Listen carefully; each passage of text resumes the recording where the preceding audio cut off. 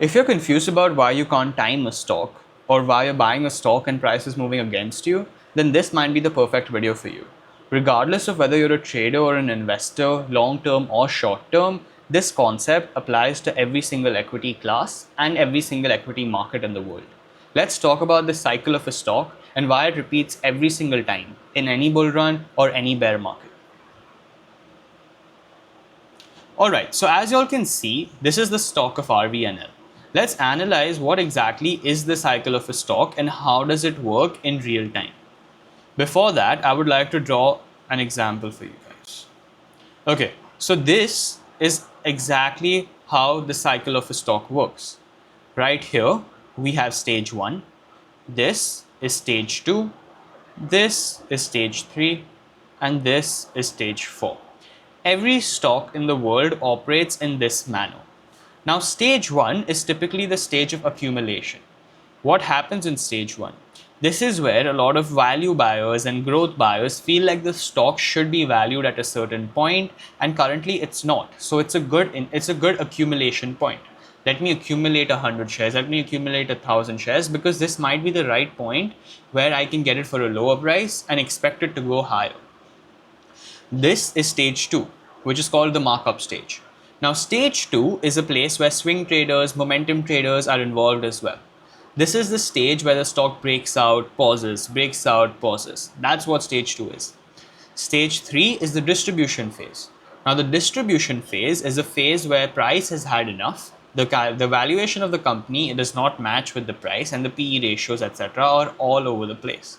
And this is where institutions believe that it's time to now let go of this stock, and that's how they distribute it.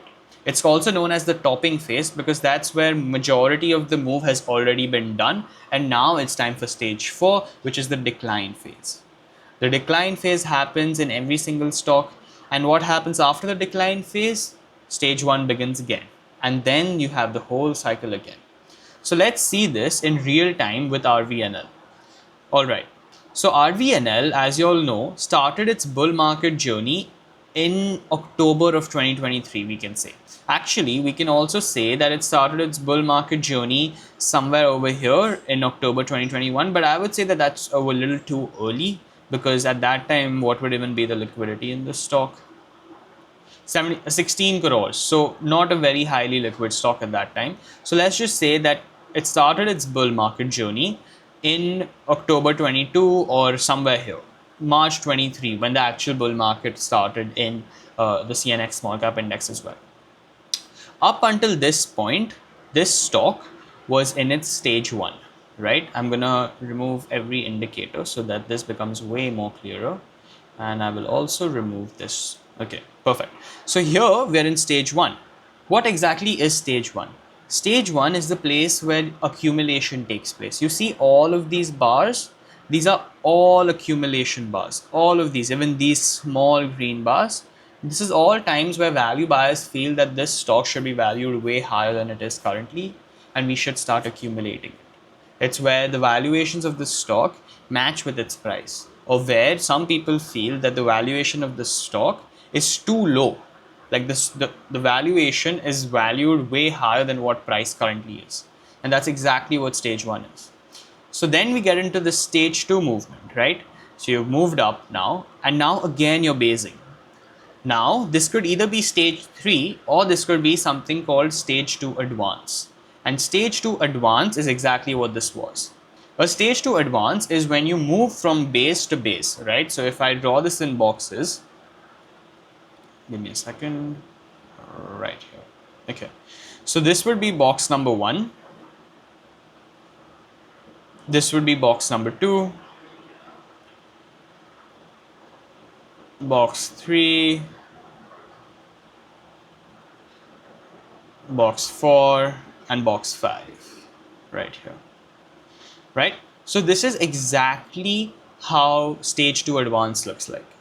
What happens is any stock will go up, then it will pause. Now, in real time, we don't know if this pause is actually going to be distribution, which leads into decline, or is it going to be a stage 2 advance, which leads into further movement upwards. So that is what stage 2 advance means. Then you have stage 3, where distribution takes place. Now this stock had a very small stage 3, right? This is where distribution took place. What is distribution? Distribution is the giving of a stock from big hands to small hands. And that's exactly what took place here. Volatility is usually very high in distribution. A 20% movement or 20% range of movement within just 39 trading sessions. So that is exactly what distribution is. And after distribution takes place, then you usually fall into stage 4.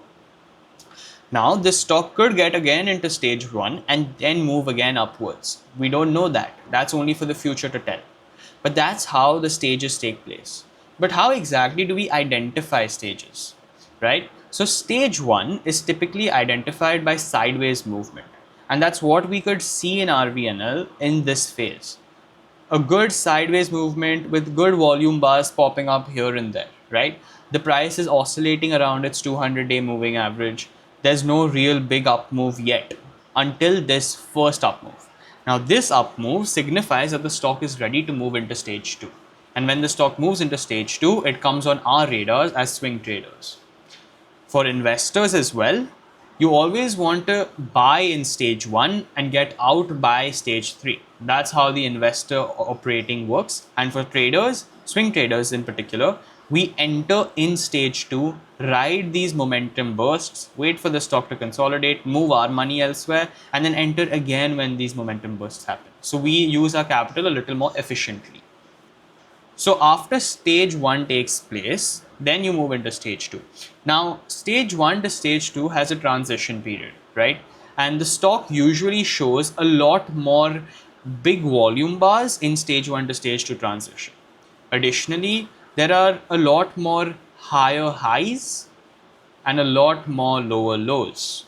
And that signifies that the stock is now changing characteristic and is ready to move upwards. The attitude of the stock is changing. So that is what stage 1 to stage 2 usually looks like. And the rally usually has to be 25 to 35% minimum. This one was a very strong rally, and we can see how this stock behaved for the rest of it.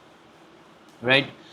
Also, in from a stage 1 to stage 2 advance, the price of the stock should consistently be trending upwards of its 50-day and 200-day, and we should be in a golden cross, which means the 50-day moving average should be bigger than the 200-day moving average when we're looking at a stage 1 to stage 2 transition. Advancing phase. The stage 2 advancing phase is what we spoke about right here. We have these different boxes being created where we can see that the stock is basing very well, right? The stock has the ability to go up, pause, up, pause, up, pause. Let me just show it to you with a drawing right here. Right. RVNL moved up. Now you've made a good big base. RVNL moves up again. And now you've again made a good big base, right? RVNL moves up again. So these pauses, this pause and this pause, right? These both are known to be stage 2 advances. However, a stage 2 advance and a stage 3 can look the same until this uptrend gets confirmed. And that uptrend will only get confirmed when the base high is broken. So this base high and this base high. When these levels are broken, this base high, that's when the uptrend gets confirmed, and we know that now we're in a stage 2 advance and the stock is yet to have more momentum in it. Furthermore, it's the same rules that in a stage 2 advance, the price should always oscillate above the 50 and 200-day moving average. Those two levels are very important, and you have to be in a golden cross yet again. Then let's get to stage 3. Now stage 3 is known to be the topping stage. Why is it known to be the topping stage? The reason being that stage 3 is when institutional investors tend to offload their shares to retailers as well and to other people in the markets. Why? Because valuations and price do not justify each other anymore. The price of the stock is way higher than what the value of the stock is perceived to be by market makers. And that's exactly why topping occurs. So after this topping phase, we will likely see this decline. And how is a stage 4 confirmed? When we see the 200-day moving average move above the 50-day moving average, it is a very clear sign that we are now in a declining trend, and the stock consistently makes lower lows and lower highs. This is what a declining stage looks like. From here, this stock eventually one day will get into stage 1 and then start its stage 2 journey again.